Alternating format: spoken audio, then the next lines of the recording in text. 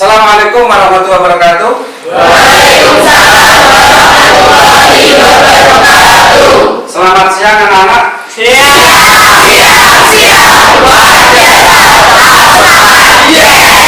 Oke, terima kasih.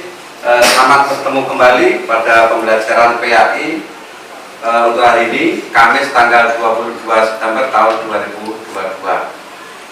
Seperti biasa, anak-anak, sebelum kita mulai pembelajaran, kita berdoa bersama-sama yang akan dipimpin oleh salah satu ketua kelas.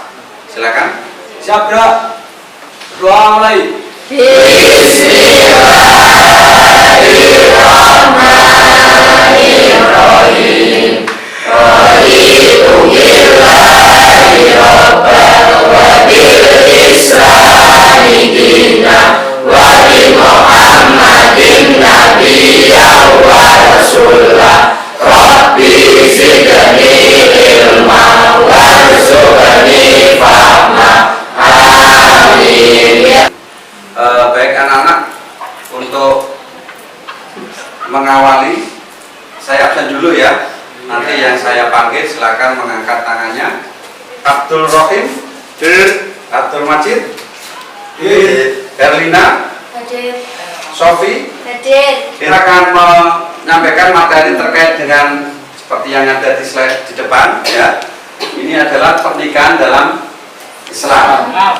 Kemarin kita sudah menyampaikan atau sudah mendapatkan materi terkait dengan iman kepada hari akhir. Ini sebenarnya ada korelasinya anak-anak, bahwa sebagai manifestasi kita meyakini hari akhir itu adalah kita senantiasa menerapkan aturan-aturan kehidupan sesuai dengan syariat Islam. Termasuk yang tidak kalah pentingnya nanti pernikahan ini kan tentunya juga sebagai suatu ibadah. Namun sebelumnya saya sampaikan terlebih dahulu tujuan pembelajaran kita pada kali ini. Ya, nanti setelah kalian mendapatkan materi terkait dengan pernikahan di dalam Islam, nanti diharapkan peserta didik itu dapat menguraikan dan mengevaluasi ketentuan pernikahan dalam Islam pada kehidupan nanti dengan benar. Ya, ini saya sampaikan nanti karena saat ini kalian belum bisa mempraktekkan. Kemudian tujuan pembelajaran yang kedua, melalui kegiatan diskusi dan menggali informasi, nantinya peserta didik dapat memperbandingkan ketentuan pernikahan di dalam Islam dengan ketentuan pernikahan di luar Islam dengan benar. Karena nanti pernikahan secara Islam dengan pernikahan non-Islam itu sangat berbeda.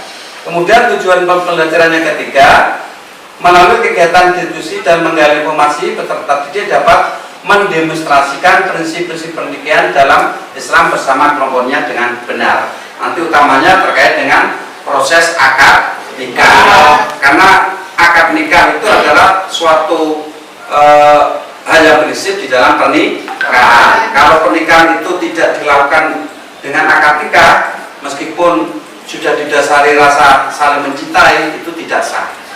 Makanya di sini akad nikah kalian nanti harus mengetahui tata caranya, termasuk unsur-unsur atau komponen apa saja yang harus terpenuhi di dalam akad nikah itu.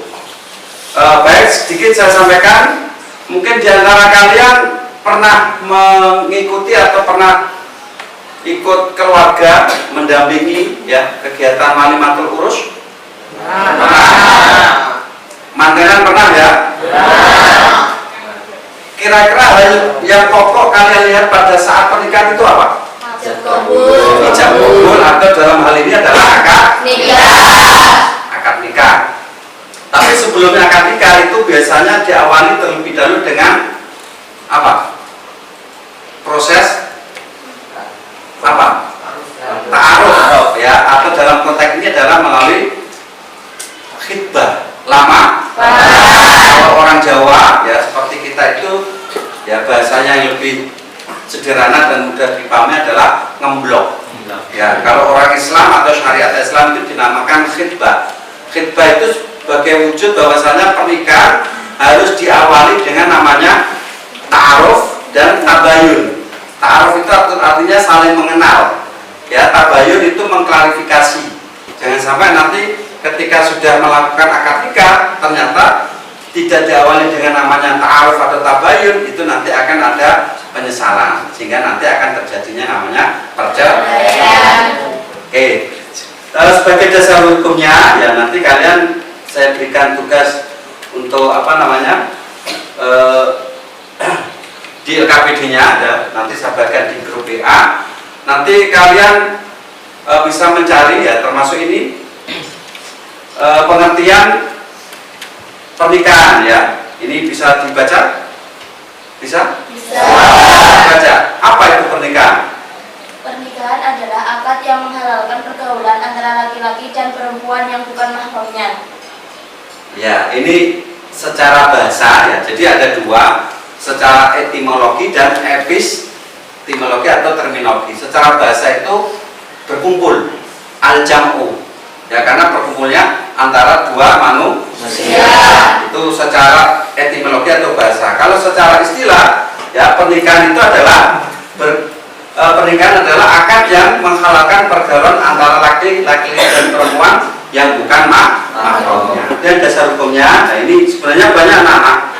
Nanti coba saya berikan tugas melalui grup WA, nanti lembar kerja peserta didik nanti saya share di grup WA. Nanti Pak Ali minta tolong ya, dasar hukum kan ada dari Al-Quran dan hadis. Kemudian di sini saya tampilkan dasar hukumnya dari hadis.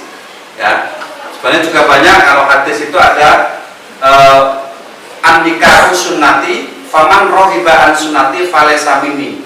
Nikah itu termasuk sunahku. Ini kata Nabi. Maka barang siapa yang tidak suka dengan sunahku, maka bukan termasuk golongan. Makanya nikah itu hukum asalnya adalah sunnah, karena sebagai amalan. Meskipun kemarin di beberapa kesempatan pernah kami sampaikan bahwa nikah itu ada kalanya hukumnya wajib, ada kalanya hukumnya haram, ada kalanya hukumnya makruh, bahkan ada kalanya hukumnya ya sunnah. Tapi yang hukum asalnya adalah sunnah. Sebagai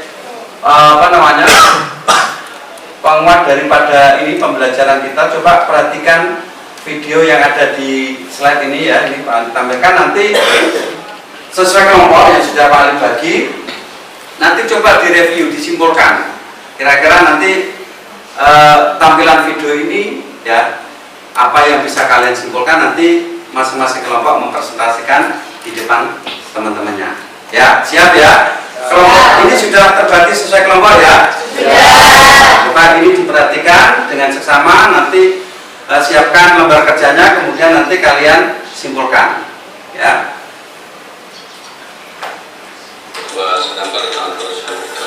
Oke, bisa dilihat ya. Semoga kalian masih dalam keadaan sehat walafiat. Sudirno menguraikan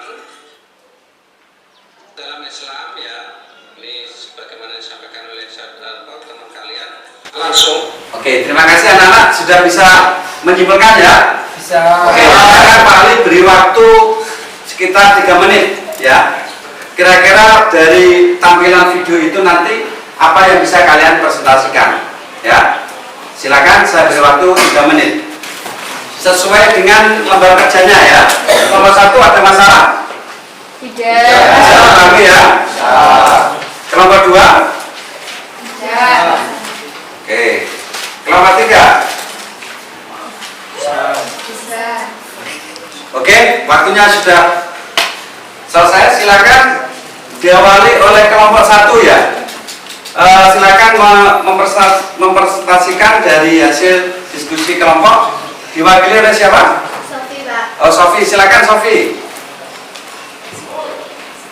Sebelumnya, Assalamualaikum warahmatullahi wabarakatuh.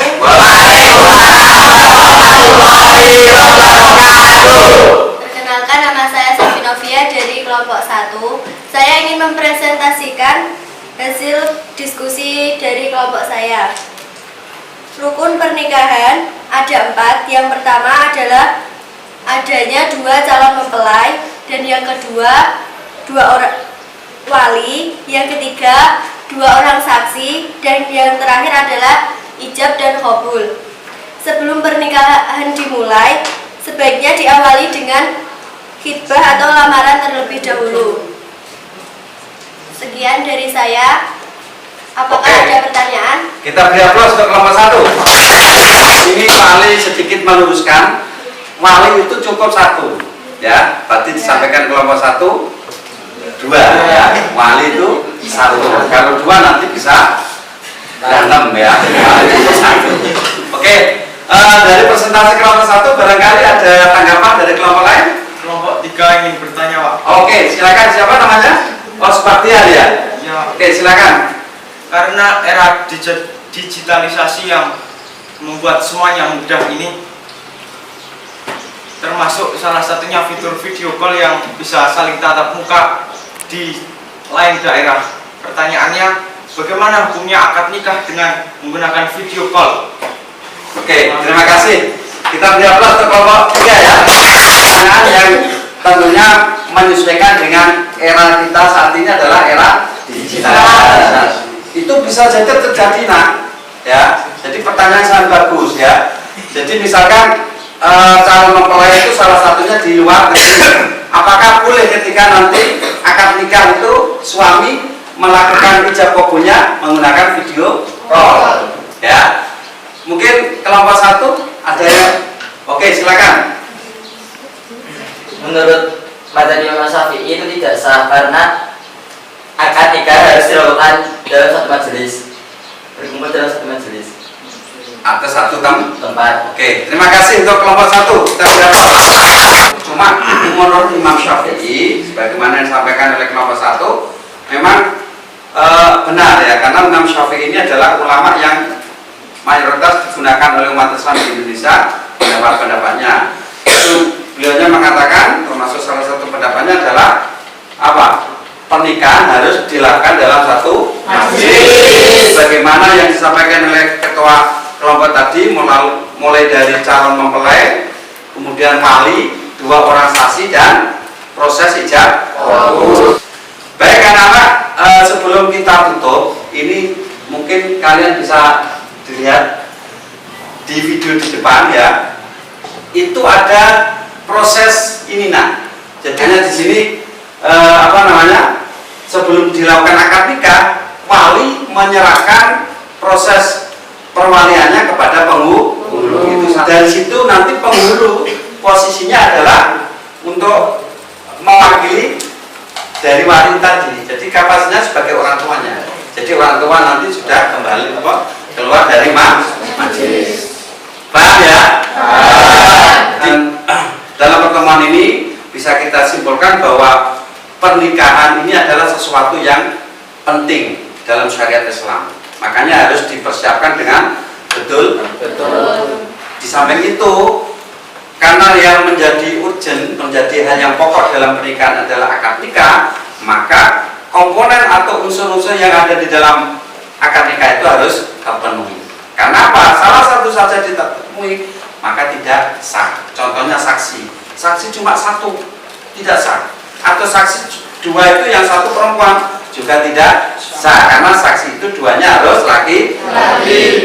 Itu. Terus yang terakhir, bahwa pernikahan itu akad nikahnya harus dilakukan secara langsung dan dilakukan dalam satu majelis. Minggu depan ya, kita masing-masing kelompok untuk mendemonstrasikan proses atau tata urutan akad nikah. Ini sebagai bentuk pemahaman dan penguatan kita pembelajaran pada kali ini ya. Oke anak-anak, saya kira Pak Ali menyampaikan pembelajaran kali ini cukup ya, dan Pak Ali berpesan semoga nanti kalian pulang ya dengan selamat sampai rumah, dan Pak Ali semoga kalian tetap diberikan keberkahan sebagai wujud